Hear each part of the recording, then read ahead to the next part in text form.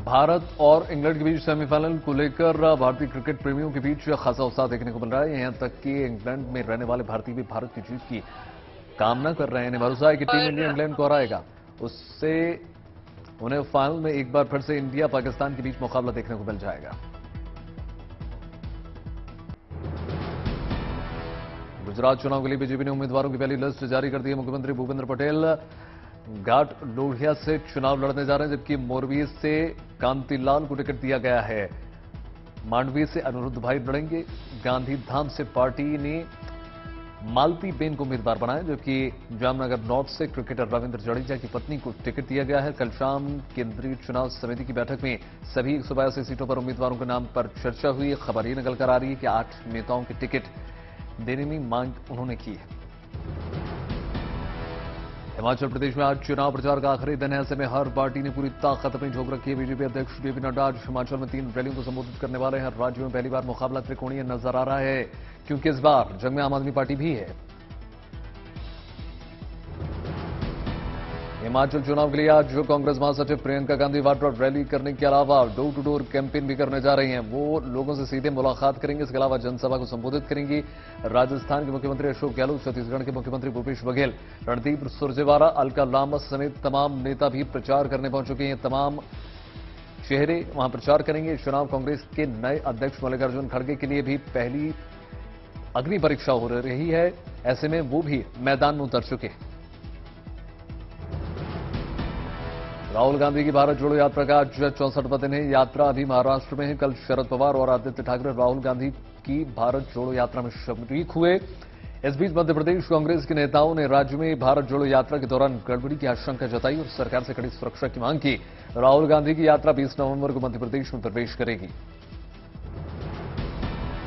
दिल्ली के मुख्यमंत्री अरविंद केजरीवाल आज एमसीडी चुनाव के सिलसिले में बड़ा ऐलान करने वाले हैं। केजरीवाल आज आम आदमी पार्टी की ओर से केजरीवाल की 10 गारंटी अभियान लॉन्च करेंगे, जिसमें दिल्ली वालों के लिए लुभावने वादे आ सकते हैं।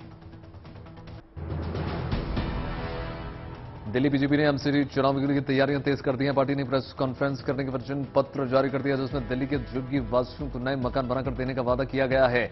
पार्टी ने आम आदमी पार्टी पर भी निशाना साधा और कहा कि बीजेपी जो कहती है वो करती है।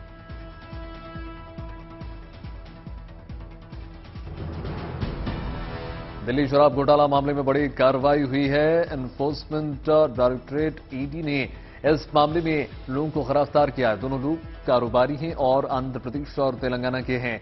इनमें से एक शरद रेड्डी हैदराबाद की एक फार्मा कंपनी के निदेशक। दिल्ली सरकार और उपराज्यपाल के बीच एक बार फिर से टकराव की स्थिति लगातार बनी हुई है। दिल्ली के डिप्टी सीएम मनीष सिसोदिया ने सुप्रीम कोर्ट में हलफनामा दाखिल करके कह दिया है कि उपराज्यपाल की वजह से सरकार के कामकाज में दिक्कतें आ रही हैं। उन्होंने आरोप लगा दिया कि उपराज्यपाल के दबाव के चलते अफसर सहयोग नहीं कर रहे, जिससे सरकार का कामकाज प्रभावित हो रहा है।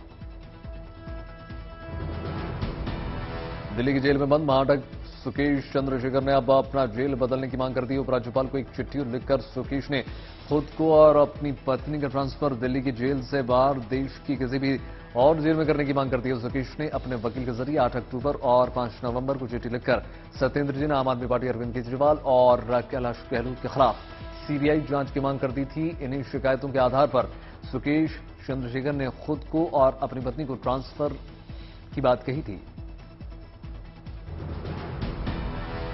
आरजेडी अध्यक्ष लालू प्रसाद की बेटी रोहिणी उन्हें किडनी दान करेंगे। लालू प्रसाद का किडनी प्रत्यारोपण इस महीने सिंगापुर में हो सकता है। खबर यह निकल कर आ रही है कि लालू की बेटी रोहिणी सिंगापुर में ही रहती हैं और उन्होंने पिता को किडनी देने का फैसला कर लिया। लालू प्रसाद 20 से 24 नवंबर के बीच किडनी प्रत्यारोपण के लिए सिंगापुर जा सकते हैं।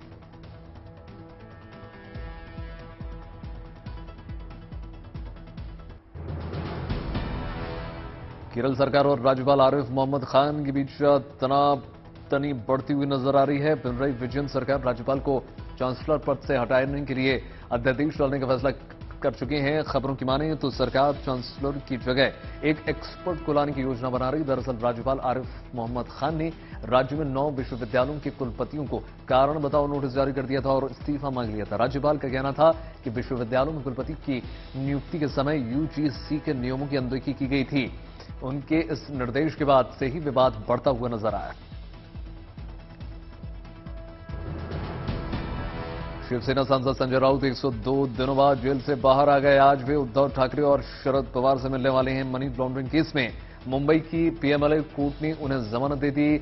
आर्थर रोड जेल के बाहर शिवसेना समर्थकों ने गुलाल उड़ाकर संजय राउत का स्वागत किया।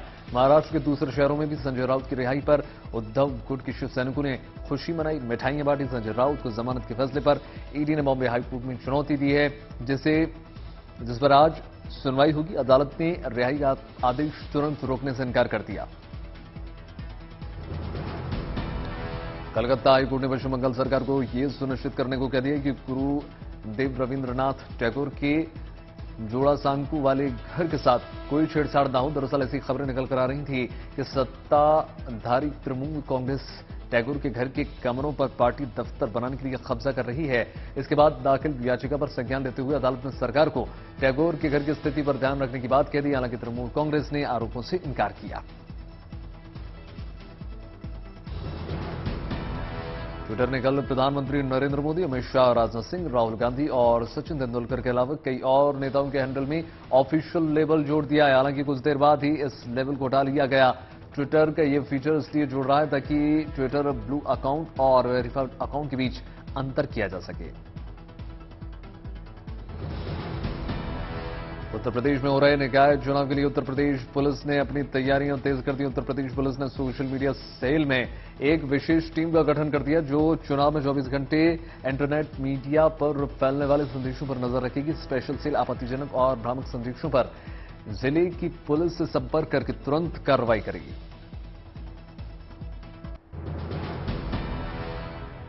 अभिनेत्री जैकलीन फर्नांडिस की आज दिल्ली के पटियाला हाउस कोर्ट में पेशी होगी। 200 करोड़ की मनी लॉन्ड्रिंग केस में जैकलीन ने जमानत की अर्जी दिल्ली की अदालत में लगाई हुई है, जिस पर आज आखिरी सुनवाई हो रही है और अदालत का फैसला सामने निकल कर आ सकता है। इससे पहले ट्रायल कोर्ट ने उन्हें इस मामले में एंटरिम बेल दे दी थी। भगोड़े हीरा कारोबारी नीरव मोदी को जल्द ही भारत लाया जा सकता है। ब्रिटेन के हाई कोर्ट ने इस पर अपनी सहमति दे दी है। कल ब्रिटिश हाई कोर्ट ने नीरव की उस याचिका को खारिज कर दिया जिसमें उसने प्रत्यारोपण को रोकने की अपील की थी। इससे उसके भारत प्रत्यारोपण का रास्ता साफ हो चला है। पंजाब नेशनल बैंक के करीब 14,500 करोड़ के घोटाले के आरोपी नीरव मोदी को इंग्लैंड से भारत वापसी का भारतीय एजेंसियों ने सरकारी और कानूनी स्तर पर अर्जी दायर की। जम्मू कश्मीर में बड़ी आतंकी साजिश नाकाम कर दी गई। जम्मू कश्मीर पुलिस ने त्रिकुटा नगर इलाके में आतंकी मॉड्यूल ध्वस्त कर दिया। इस दौरान सीमा पार से ड्रोन के जरिए भेजे गए हथियारों का जखीरा भी बरामद किया गया और जैश ए मोहम्मद के 3 आतंकी मददगारों को गिरफ्तार भी कर लिया गया। ये तीनों मददगार जम्मू में नेशनल हाईवे के पास एक पार्क में झाड़ियों में छुपकर रखे हथियारों को ऑयल टैंकर में ले जा रहे थे।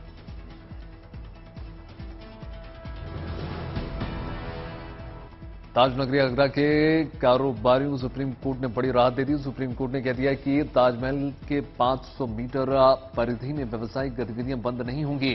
सुप्रीम कोर्ट ने कल ताजमहल के 500 मीटर के दायरे में व्यावसायिक गतिविधियां चला रहे सैकड़ों लोगों को राहत देते हुए आगरा विकास प्राधिकरण की ओर से भेजे गए करीब 2000 नोटिस पर किसी भी तरह की कार्रवाई करने से इनकार कर दिया।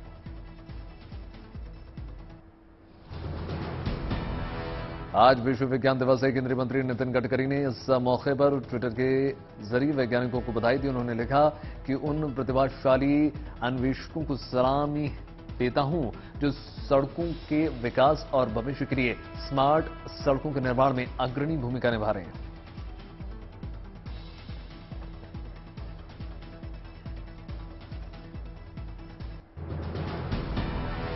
मध्य प्रदेश के आगरमालवा में पुलिस ने एक शानदार पहल की है। पुलिस वालों ने एक लाइब्रेरी खोली है जिसका फायदा महकमे के लोगों के साथ साथ आम लोगों को भी होगा। इस पुलिस लाइब्रेरी में जितनी भी पुस्तकें हैं वो सब पुलिस अधिकारियों और पुलिस कर्मियों के ने डोनेट की हैं। पुलिस कर्मचारियों हो या फिर परिजन या फिर कोई आम नागरिक ही क्यों ना हो, हर कोई यहां आकर इन पुस्तकों के माध्यम से ज्ञान ले सकता है।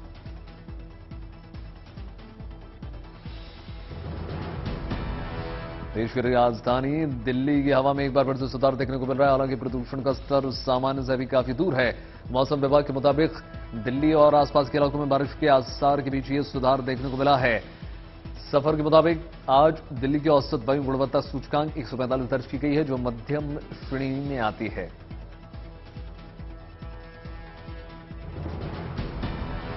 उत्तर प्रदेश में सीजन का पहला कोहरा देखने को मिला। औरैया में अचानक सुबह घना कोहरा देखने को मिला। इसके चलते गाड़ियों की आवाजाही में परेशानी हुई। इसके चलते कई जगह गाड़ियों की रफ्तार थम गई और गाड़ी चालकों को गाड़ी खड़ी करनी पड़ गई। ट्रकों को रोककर ड्राइवर्स को कोहरा कम होने का इंतजार करना पड़ा।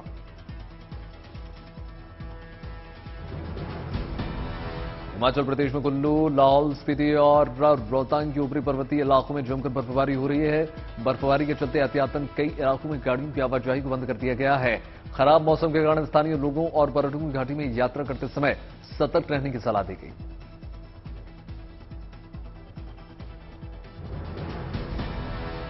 जम्मू कश्मीर के गुरेज में जमकर बर्फबारी हुई। इलाके में 5 से 6 इंच बर्फ पड़ी। इसके चलते हर तरफ बर्फ की सफेद चादर बिछी हुई नजर आई और बड़ा मनमोहक सा दृश्य निकलकर सामने आया, जबकि तापमान में गिरावट दर्ज की।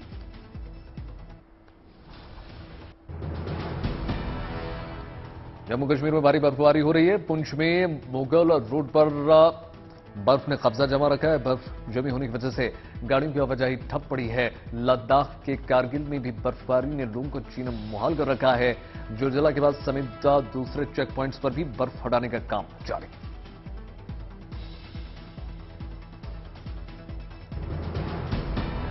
जम्मू कश्मीर के अलावा उत्तराखंड के बद्रीनाथ धाम में भी बर्फबारी हो रही है। भगवान बद्री विशाल का धाम 2 से 3 इंच मोटी सफेद चादर से लिपट गया।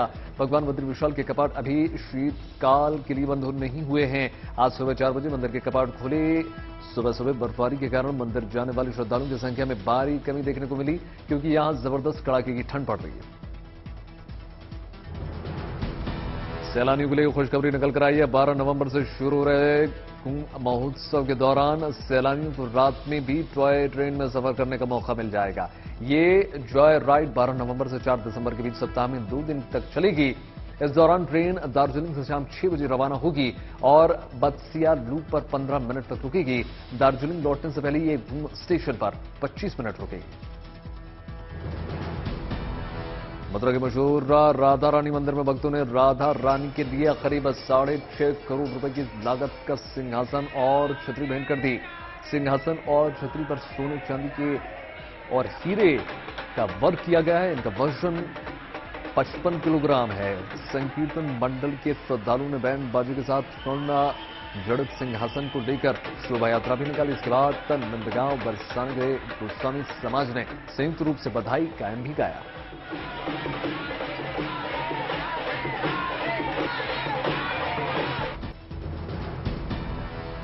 तेलुगु ब्लॉकबस्टर फिल्म सीतारमण का हिंदी वर्जन 18 नवंबर से डिज्नी प्लस हॉटस्टार पर उपलब्ध हो जाएगा। सलमान, रश्मिका मंदाना और मृणाल ठाकुर अभिनीता सीतारमण 5 अगस्त को सिनेमाघरों में रिलीज हुई थी और हिट साबित हुई थी। ऐसे में अब इसके हिंदी वर्जन के OTT रिलीज का डेट सामने निकल कर आई।